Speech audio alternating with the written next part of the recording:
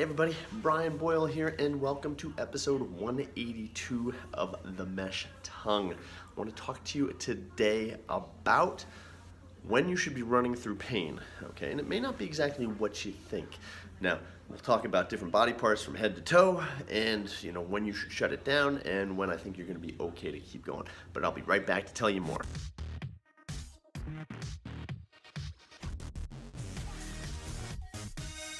All right, welcome back. Brian Boyle here again with episode 182 of The Mesh Tongue, and thanks for tuning in. I appreciate when people are sending me emails at Brian, B-R-I-A-N, at company5k, that's the number 5k.com. Happy to get back to you, as soon as possible. Getting lots of those emails in, so keep them coming. Also, people just commenting on these videos, so that's great. I kind of check all the feeds that I put them on, so be happy to get back to you. And thanks for all the positive feedback. There's a couple negative comments, and that's okay. It's gonna be what it is. But I appreciate all the comments, and if it does help you, feel free to pass it along to somebody else that may feel you get some benefit from. So today I'm going to talk to you about when do you need to shut it down, okay? I don't like telling people to shut it down. It's really easy to say, hey, I've got hip pain, be like, oh, shut it down. Hey, I've got knee pain, shut it down. Got ankle pain, stop running, okay? You can get that advice from anybody. It's really easy, it's free. And that's what you get for free advice, right? Is sometimes you get what you pay for.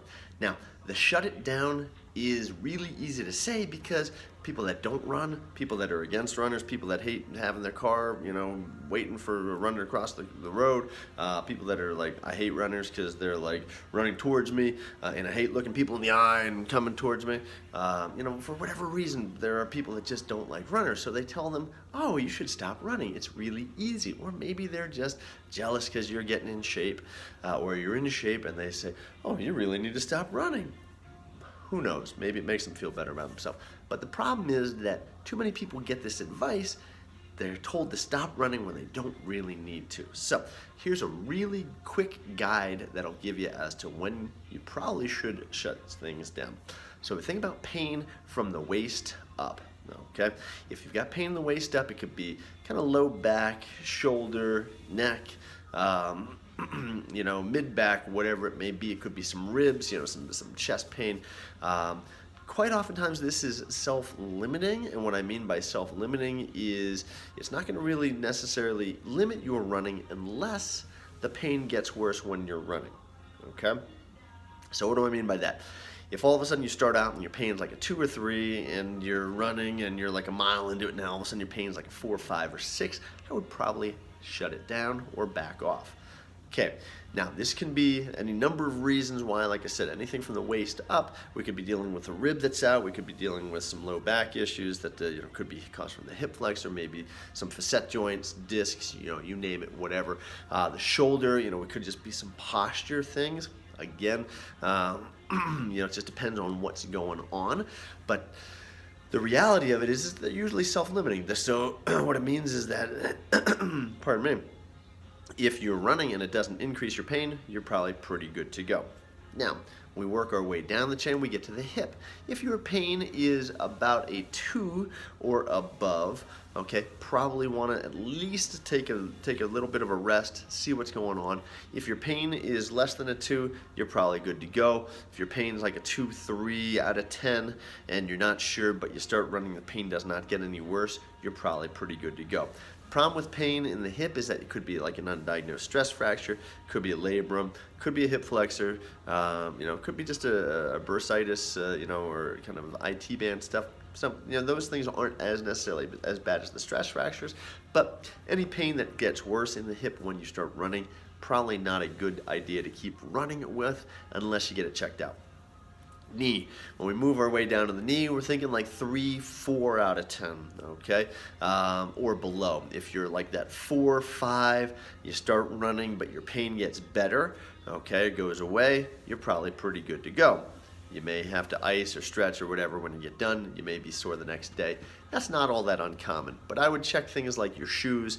You may need to get some shoes that are, maybe on their last leg, last couple of miles on them.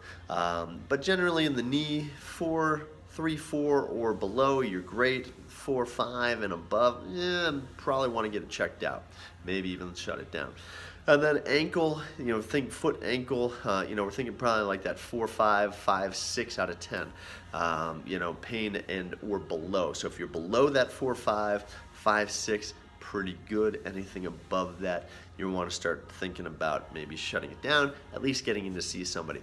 Chances are, again, if you're getting in to see somebody like myself or somebody in your local area, before you start getting this massive pain and gets going, we can usually do a lot more for you, than we can 6, 7, 12 weeks down the road after you've already been festering on this thing. Maybe you stopped running and it's not getting any better. Get in to see somebody or contact somebody and have them take a look. Be happy to discuss. Like I said, you can shoot an email to me. I'm happy to discuss issues over the phone. We can do a FaceTime. We can do an email, whatever it may be. But for reiteration, anything waist up, usually pretty decent to run. It's self-limiting. Hip, we're thinking 2 to 3 out of 10, and below you're okay. The knee, 3, 4, 4, 5 maybe, at the most, good to go. And ankles like that 4, 5, 5, 6. So it kind of goes down the line from the hips to the ankles. You're usually able to tolerate a lot more pain and discomfort in those areas. Still not necessarily something you don't want to get checked out, but this should be a rough guideline for you. So hopefully you find some benefit in this. Don't take somebody at first blush that says, "Oh, you should stop running." Just ignore that stuff, because that's probably the worst advice that you can be given. So hopefully you find value in this. If you do, share it with your friends, your family, your training partners. Whatever you do, please don't hurt yourself just to come back here. I'll see you again next time. Until then, Brian Boyle with episode 182 of The Mesh Tongue. Take care.